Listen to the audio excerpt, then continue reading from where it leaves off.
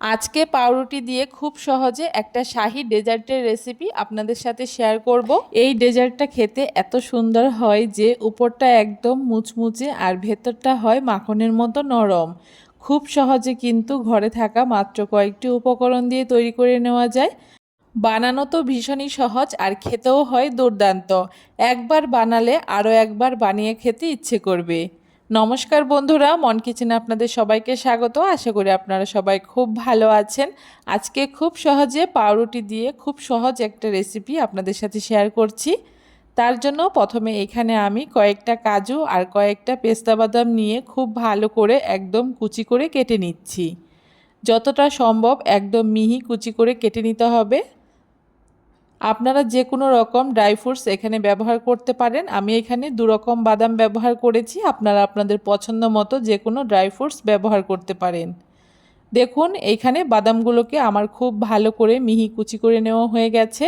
এখন একটা বাটির মধ্যে বাদাম কুচিগুলোকে নিয়ে নিয়েছি আর তার সাথে হাফ কাপ মতো শুকনো নারকেল গুঁড়ো নিয়ে নিয়েছি। আপনারা চাইলে ফ্রেশ নারকেল কুড়াও ব্যবহার করতে পারেন।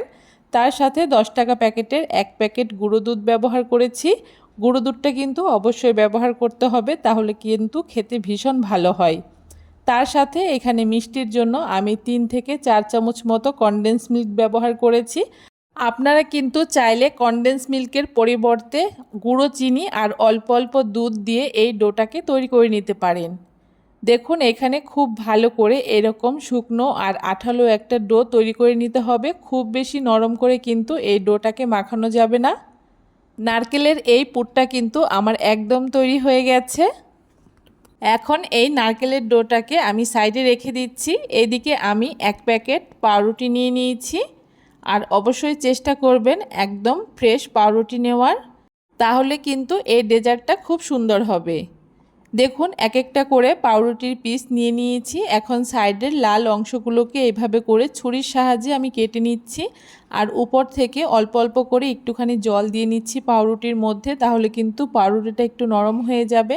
আর তারপরে একটা বেলুনির সাহায্যে এইভাবে করে একটুখানি পাউরুটিটাকে বেলে নিচ্ছি। আর তারপরে হাতের উপরে পাউরুটিটাকে নিয়ে যে নারকেলের পুরটা তৈরি করেছিলাম সেখান থেকে কিছুটা নারকেলের পুর নিয়ে মাঝখানে দিয়ে পাউরুটিটাকে ঠিক এইভাবে করে চেপে চেপে একটা গোল্লা তৈরি করে নেব। এভাবে করে সবগুলো পাউরুটির গোল্লা আমি তৈরি করে নিচ্ছি। আর খুব সহজেই কিন্তু এই পাউরুটির গোল্লাগুলোকে তৈরি করে নেওয়া যাবে।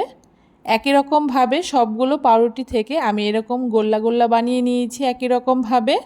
এখন একটা আপ্পাম প্যানের মধ্যে এখানে আমি অল্প অল্প করে বাটার দিয়ে দিচ্ছি। আপনারা চাইলে কিন্তু ঘি কিংবা সাদা তেলও ব্যবহার করতে পারেন, তবে ঘি আর বাটারটা দিলেই কিন্তু এই ডেজার্টটা খেতে বেশি ভালো লাগে। বাটারটা হালকা একটু গরম হয়ে যাওয়ার পরে এক এক করে পাউরুটির গোল্লাগুলোকে দিয়ে দিচ্ছি। আর উনানের আঁচটা কিন্তু একদম প্রথম থেকে শেষ পর্যন্ত মিডিয়াম টু লো আঁচেই রাখতে হবে। আর একদম অল্প আঁচে একটুখানি সময় নিয়ে এই পাউরুটির গোল্লাগুলোকে উল্টে পাল্টে লাল লাল করে ভেজে নিতে হবে। খুব বেশি আঁচে কিন্তু এইগুলোকে ভাজা যাবে না, তাহলে কিন্তু উপরটা কালার চলে আসবে আর খুব বেশি মুচমুচে হবে না। একটা পাশ হালকা একটু কালার চলে এসছে, এখন এভাবে করে উল্টে দিচ্ছি। আর এভাবে করে একই রকমভাবে কয়েকবার উল্টে পাল্টে দিলেই দেখবেন পাউরুটির এই গোল্লাগুলো খুব সুন্দর একটা লালচে কালার চলে এসছে আর উপরটা খুব সুন্দর মুচমুচে হয়ে গেছে। দেখতেই পারছেন সবগুলো পাউরুটির গোল্লা কিন্তু খুব সুন্দর কালার চলে এসছে আর দেখতে কতটা সুন্দর লাগছে দেখে নিশ্চয়ই বুঝতে পারছেন। আর এগুলো কিন্তু ঠান্ডা হওয়ার পরে উপরটা একদম ক্রিস্পি হবে আর ভেতরটা হবে একদম নরম তুলতুলে, খেতে ভীষণই ভালো লাগবে। পাউরুটির এই গোল্লাগুলো আমার খুব সুন্দর করে ভেজে নেওয়া হয়ে গেছে। এখন এগুলোকে এক এক করে তুলে নিচ্ছি। তৈরি হয়ে গেছে আমাদের খুব সহজে পাউরুটির এই শাহী ডেজার্ট রেসিপিটা। এই রেসিপিটা এতটা সুন্দর হয় যে আপনারা বানিয়ে না খেলে বুঝতেই পারবেন না। একটা আমি কেটে দেখাচ্ছি, এর ভেতরটা কত সুন্দর হয়েছে আর উপরটা কতটা ক্রিস্পি হয়েছে দেখে নিশ্চয়ই বুঝতে পারছেন। এভাবে করে অবশ্যই পাউরুটি দিয়ে এই ডেজার্টটা তৈরি করে খেয়ে দেখবেন, আশা করি আপনাদের খুব ভালো লাগবে।